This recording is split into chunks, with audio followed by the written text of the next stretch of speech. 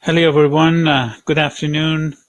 Welcome to GDI Consulting's webinar on NASA Open Innovation Services 2, Noise 2. My name is Ab Vand. I am the VP for Capture and Proposal Development at GDI Consulting, and we have with us Steve Mims, our Senior Proposal Manager, and the two of us will cover this webinar today for you. If this is the first time you're attending one of our webinars, please bear with us and listen to the administrative notes. We are going to record this webinar. This is being recorded and it will be sent to you within 24 hours. So in case you drop out or cannot continue till the end or want to review the contents, the webinar recording will be sent to you within 24 hours. Also, if you have any questions, we're going to hold a Q&A session at the end. So you can type in your questions and we'll respond to them. To be able to type in, there's a chat box to your right, and you can type in the questions you have. There we'll respond at the end. Also, the slide deck you can download. Again, on the box on the panel on the right, there is a button you can click and download the slide deck in case you want to review it. There's a red button with 3 dots to the right. Clicking on it once will expand the panel, or if it's already expanded, once you click on it, you'll get a full size of the webinar. So in case you want to get a larger picture, you can click on that. Also, if you drop out, there is again red dot with 3 box, a red box with 3 dots at the top of the screen, which is for reconnecting to the webinar. Okay, very quickly going over our company's capabilities, and then we'll go delve into the bid at hand. Our business has been in workings for 10 years now, over 10 years. We have an 81% win rate. We're very selective as to the projects that we go after. We want to keep that win rate, and also we don't want to waste our clients' money and funds into something that they're not going to have a good chance in winning. So, and of course, we're leveraging the experience of our proposal managers. We have over 50 proposal managers and writers. About 84% of them have over 20 years of experience working on federal government proposals, and we're leveraging that in writing our proposals. That brings us to the fact that we've had over 210 wins in 2018-2019 season, with a $6.2 billion worth of contracts that we've received for our clients. Just yesterday, we received news for winning a $6.4 billion project for one of our clients for training the F-16s for the Air Force. So with that, we'll skip these very quickly. This is a list of some of the projects, some of the contracts we have won for our clients. You can see that it covers almost all different types of work, from IT and engineering, defense, to management and professional services, to construction, environmental, and facility management, and almost all agencies. Okay, as to the outline of the webinar for today, we're going to have a little bit of a review of the capture research on this, on NASA, in fact, what the focus of this bid is, highlights who the incumbents are, proposal structure, what it is, the technical library, which is important, it's an important piece. We will delve into that. The evaluation process, services we can provide you, and then the Q&A session at the end. So with that said, let's go into the capture research that we've done, which might be helpful for you. NASA is one of the major companies, or excuse me, major agencies in the U.S. that is providing a lot of bids on innovation. And you can see from the spread of their employees that they have major employees working in different sections, from the Goddard to JSC, the Johnson Space Center, all the way down. The spread of these, you can see that almost all of these departments do need these innovative requirements.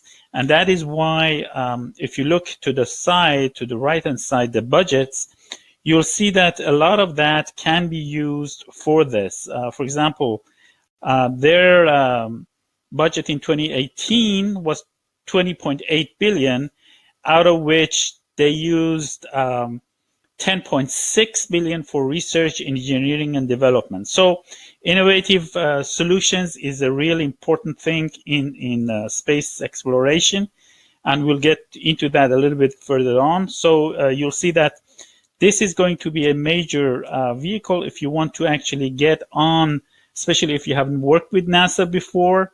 This is going to actually bring you to a new agency that can provide you a lot of future opportunities, not only this one, but in other contract vehicles, because once you get on, you're going to have a lot more chance of winning more contracts from this agency per our experience.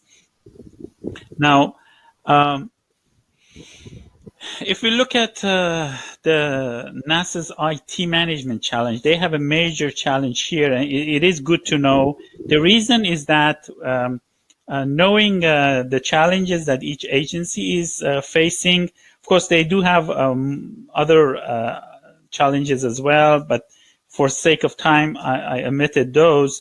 But these are some of the important factors that you should be aware of when preparing your proposal, because when the evaluators understand that you understand their problems, their challenges, and the way that you're presenting your proposal can resolve some of those, then it is an important factor.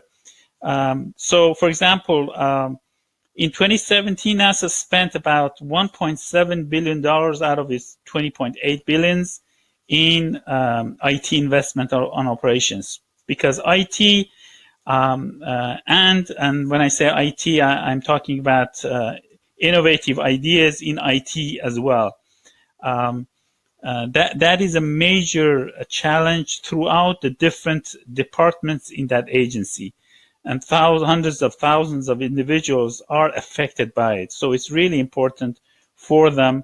And here, as I said, I'm using the word IT in a very general term. I should say innovation and new ideas and things like that. So this is something I will, for the sake of time, I will not go and read word by word on this. You can take a look at it later on. But being aware of these challenges is an important factor in preparing your proposal. As far as the NASA organization structure, it's also good to know about it, because again, you can leverage that in your proposal, in your capture, and in your future endeavors with them. They're a very much top-down organization, and all the decision makers are at the top. Some other organizations are not like that. A lot of decisions are, made at the bottom level. But in NASA, it's like this. It's essentially decision makers are at the top, and relationship with decision makers seems to be key in this agency. So it is something to really think about how you can do that through capture, through help from other agencies, in other words, third parties, if you do not have that yourself. And perhaps that's somewhere that GDIC can help you. But nonetheless, I mean, it is something that you should be aware of, the way that you should approach them. So decision makers are at the top. That's an important thing. Again, for the sake of time, I'm not going to read all of this for you. We've explained the organizational structure, how it is structured, like the mission directorates, mission support offices and centers, and how they work. So taking a look at this, and in case you have more questions, do contact me. I don't want to take your time on this now. This is just a snippet of the information that we can actually provide you that can be helpful to you. Having said that, we'll now delve into the actual bid, the Open Innovation Services 2, and Steve can take over from here on. Steve, please. Well, thank you, Ab, and good afternoon, everyone. This is a very interesting procurement, and we'll get into some of the details here that make it interesting. NASA it uses the collaborative innovation of the Center of Excellence to generate ideas, to communicate with the public, and what they're trying to accomplish is done by the way of crowdsourcing. Crowdsourcing gives them the opportunity to get ideas out, to take ideas in, and see if there is a fit in the NASA organization for the ideas. So it's all an idea-focused effort here. The contractor is supposed to provide all the necessary management personnel, facilities, equipment, and so forth, okay, that are going to be described in each task order. We'll get into what that looks like in a few slides. Other NASA centers or federal government agencies may utilize this contract through an agreement that's in place with NASA.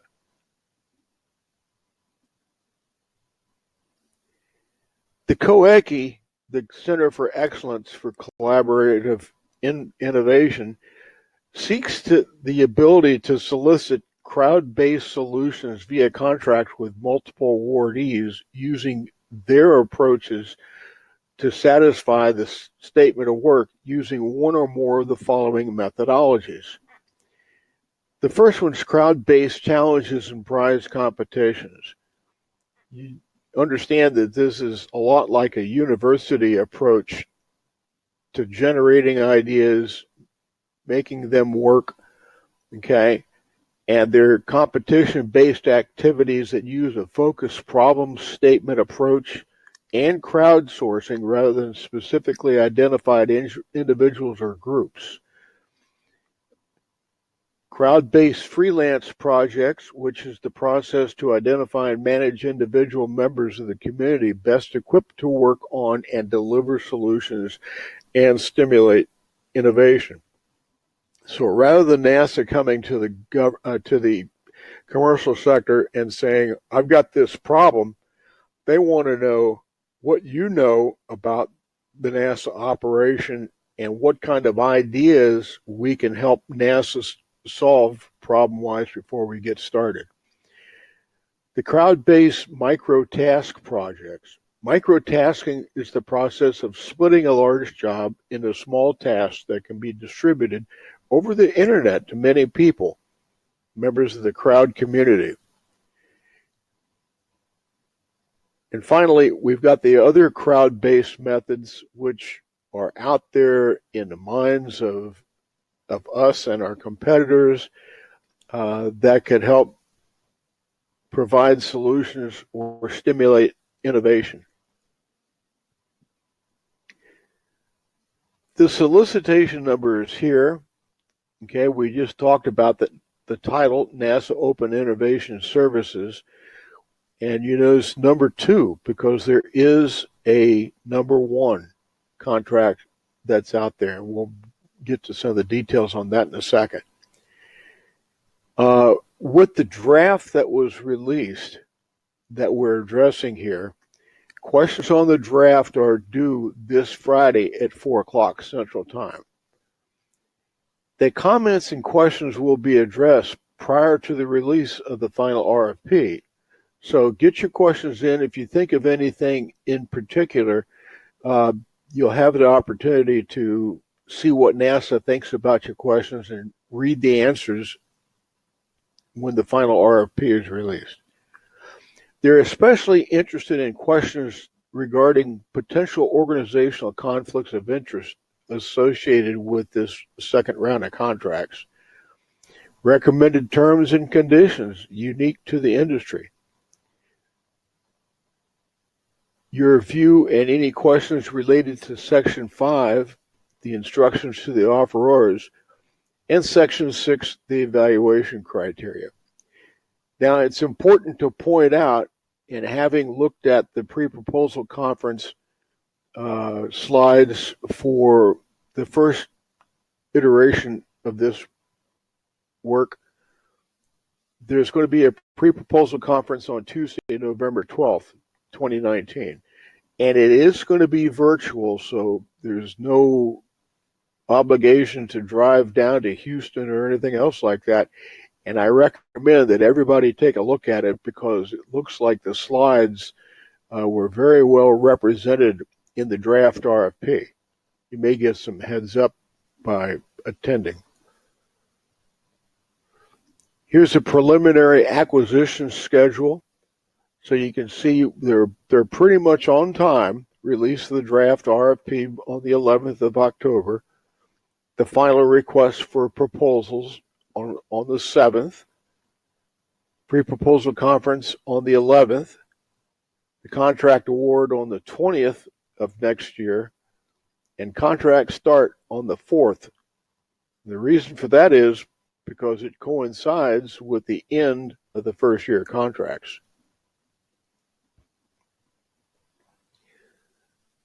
This will be a multiple award fixed price IDIQ contract.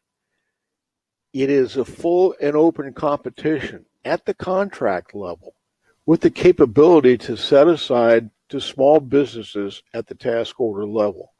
This is important to know because if you get on the contract and you're eligible for a set aside and the government decides to set it aside, then they're limiting the competition that way to get to you.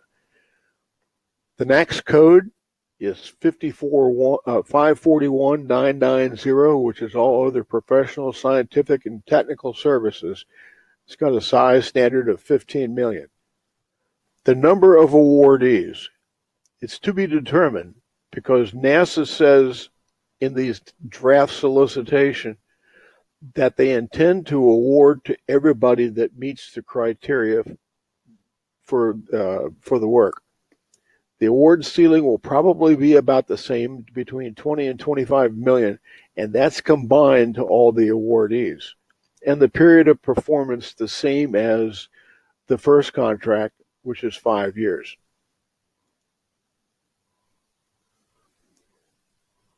The incumbent contract number is right here, NNJ115. That was the same kind of award that we have contemplated in the draft. And the 10 companies that are listed here are the awardees under that contract. And many of them you probably haven't heard from before, but they're the ones that they've got the N. The government admonishes the offerors at this point not to go talk to the employees of any of the incumbents, especially during business hours. They're real sensitive to that, and you don't see that admonition very often in an RFP. Here's an idea of the task order timeline.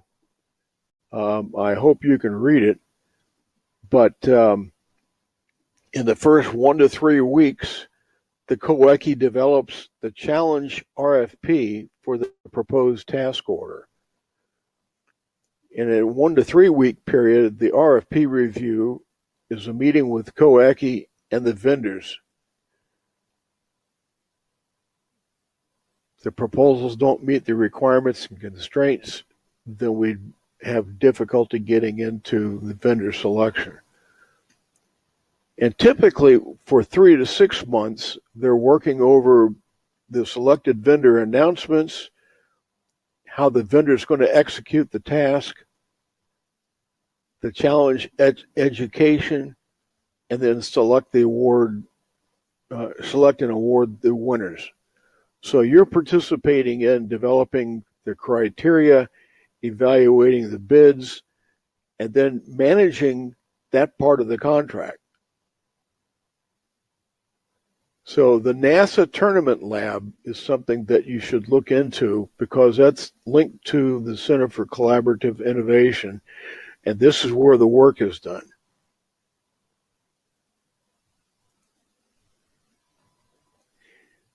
Right now, the draft contains the idea of 3 volumes. Volume 1, Technical Acceptability. This is where you specify your technical understanding of the requirements and the sample project plan. Volume 2, Responsibility Consideration. This is where you discuss the OCI, provide responsibility information, and the past performance record. And then Volume 3, the model contract.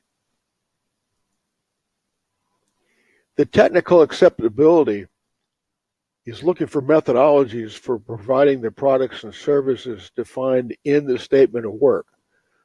They suggest that you only discuss the products and services that your company can provide as they relate to the SOW.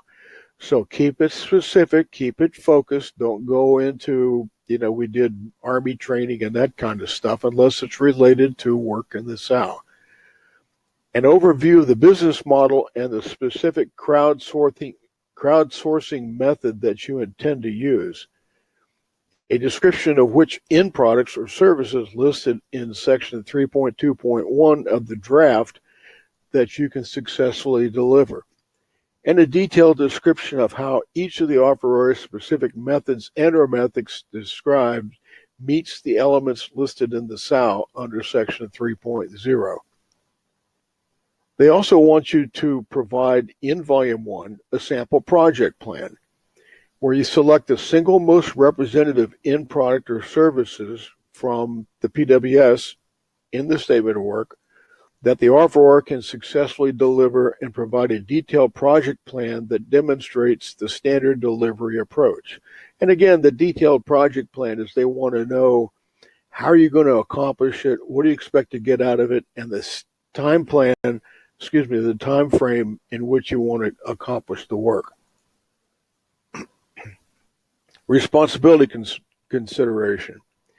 You're going to address in Volume 2 organizational conflict of interest, how you identify whether you have anything, and how you're going to firewall yourself off from any conflict of interest in your organization. Responsibility information includes the type of stuff that you would normally see in a pricing volume, but that includes adequate financial resources to perform the work, a satisfactory performance record, got a satisfactory record of integrity and business ethics, have the necessary organization experience, accounting and operational controls and technical skills, and have the necessary production, construction, and technical equipment and facilities to be otherwise qualified to do the work in accordance with laws and regulations that pertain to it. The past performance record, don't you wish all of them had this requirement? They want to see up to 3 past performance contracts that best demonstrate your ability to perform the Noise 2 work.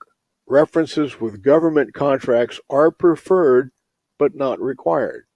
They're really looking for how good you are, how honest you are, and can you do the work. And the entire past performance write-up shall not exceed 1 page in length. That's 1 page for all 3 contracts.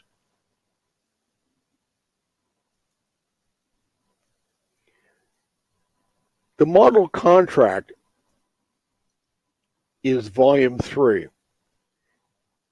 The model contract is basically putting you in the position of the government and creating the contract from the RFP that would look like you get it at the award.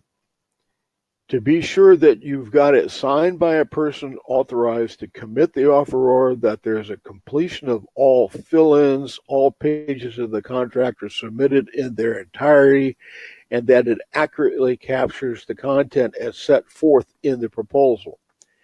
Errors or inconsistency in the model contract may result in an offeror being removed from consideration for award. So consider yourself as in the role of the government, working with the statement of work, like I mentioned, and the RFP to finalize the document as if you were awarding it to yourself. They've included a technical library in a zip file. The file includes 4 sample tasks. Now, they're not asking you to do anything with it, but this is for reference purposes. One of them is CAD 3D rendering, to talk to in-space manufacturing, which is responsible for developing the manufacturing capabilities that will provide on-demand sustainable operation during the NASA exploration missions. You've heard recently how they're doing some 3D work in the space station, and they've created a tool that took care of a problem that they had on the space station, and that's what they're talking about here.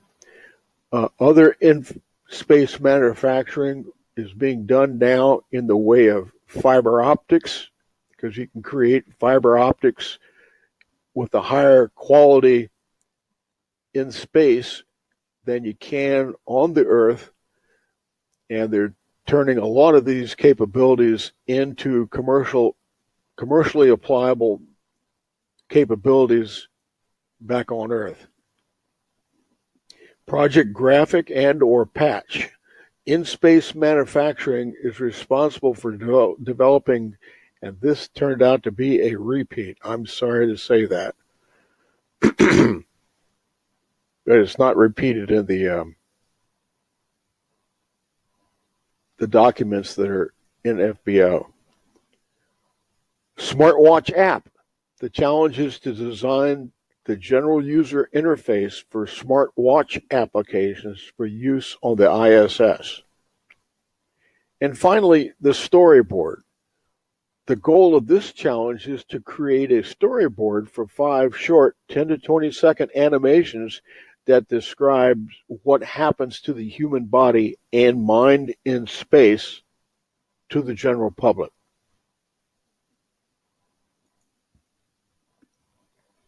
The evaluation process.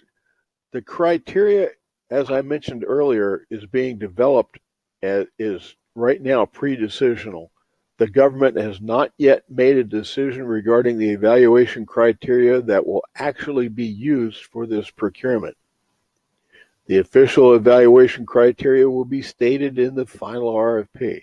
You may get some hints at that at the discussion, the conference. The government will not be evaluating price as an evaluation for contract award.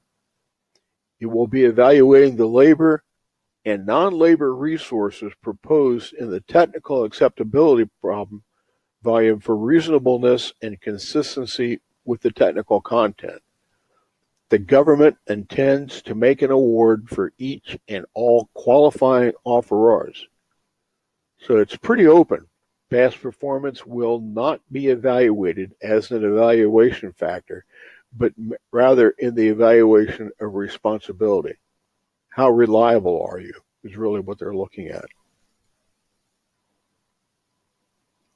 I think we just mentioned this. The entire past performance cannot exceed 1 page in length, and it's up to 3 past performance references. Now, the benefits of partnering, you're going to have companies that have experience with crowdsourcing. You may not have experience with crowdsourcing, but you may have good management capabilities. You may not be the first one in line from a qualifications perspective that understands how to manage innovative ideas, how to develop them and pump them from information that can be delivered to NASA. So this is something that we can help you with. We can introduce you to potential primes, and primes we can introduce you to potential subs after we vet them.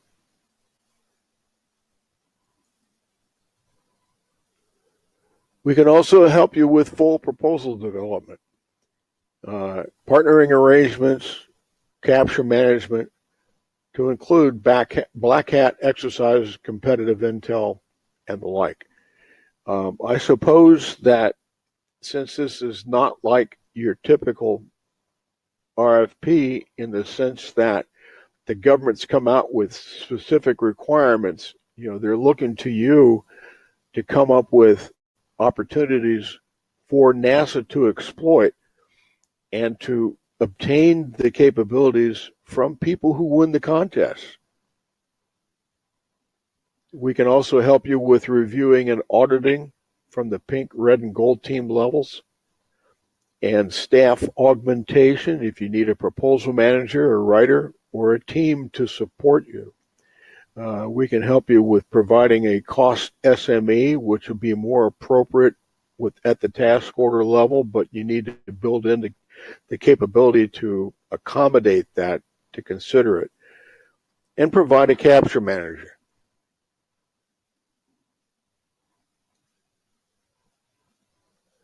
So here we are back at the contact information, and I'm going to turn this back over to Ab, and then we'll get into the questions before we wrap up. Thank you, Steve.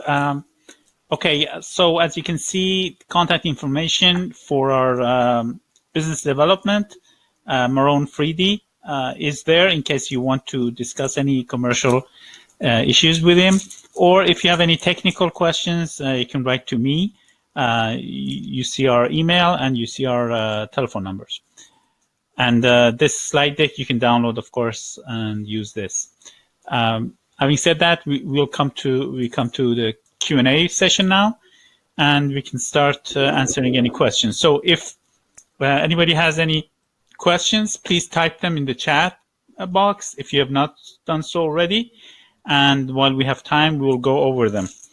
Okay, Steve, we have a few questions. One of them is, does the government need any certificates like CMMI or similar? No, sir. They have not sought that. They have not asked for it, and they did not ask for that information on the original contract. Okay, another question is, do we have a page count for Volume 1? And the answer to that is no. You've just got to meet the criteria. You've got to be able to develop the contract.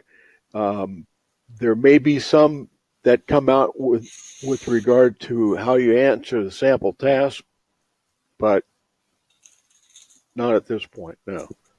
Right, and I guess that since this is a draft, we might see some changes once the full RFP drops, and perhaps they might provide some more information, some more limitations when the full RFP drops. Yeah, there is a reference in the chart on page 59 of the RFP that talks about a page limit of 15 pages to provide the technical understanding of the requirements and the sample project plan, but it doesn't go into it enough to say what they expect to see in it. Okay. Another question is, with regards to past performance, should that be only from the prime, or can we use past performance from the subs? Unclear because it doesn't reference the source of the past performance information. They're looking for primes, principally, who can answer the mail, and the issue of the participation of subs in the past performance is not answered. Right, and I think since they're going to review the past performance as part of the responsibility part, section, it seems more likely that they're looking for the prime's past performance rather than the subs. But perhaps that's something again that will be cleared when the full RFP drops. Another question is, what would the financial responsibility requirements likely be? Well, it would be like your bank statements that you've got enough financial arrangement to undertake this contractual relationship with NASA, and that you don't need any kind of advanced funding because it is a full and open competition. Now, while you might have that capability as a small business, NASA wants to know whether you're going to need that up front. Right. Usually in government contracting, they're not going to pay you anything up front. So they want to make sure that you do have the funding to start a project and then be paid later on. Another question is, what exactly is the model contract about? The model contract is, the way I see it is almost an easy way for NASA just to take your model contract and award it to you. Okay, instead of them having to put the pieces together. So what you're doing is you're taking your SF-33 or 1449, starting off with that, filling in all the blanks on Section B, Section K, reps and certs, and then the answer to your how you're going to manage it and the responsibility requirements in your statement of work in your PWS. Okay, good. Last question so far, at least, is if you're going to be sub to another prime, either on this or another project, would you be able to help us on our proposal? Of course, I'll answer that. Sure, of course, we can provide you support. Usually, in such situations, primes ask the subs to write a specific section of the proposal, and we can certainly help you write that section of the proposal. So whether you're a prime or a sub, we can always help you in terms of the proposal development. Okay, I think we're done. As I said, if you have further questions, you can send them over to myself. You have the email, and Steve or me will respond back to you as soon as we can. And the recording, as I said, will be sent tomorrow within 24 hours to everyone in case you want to review this again. I would like to thank everyone for participating, and we look forward to having you in our future webinars as well. Thank you, everyone.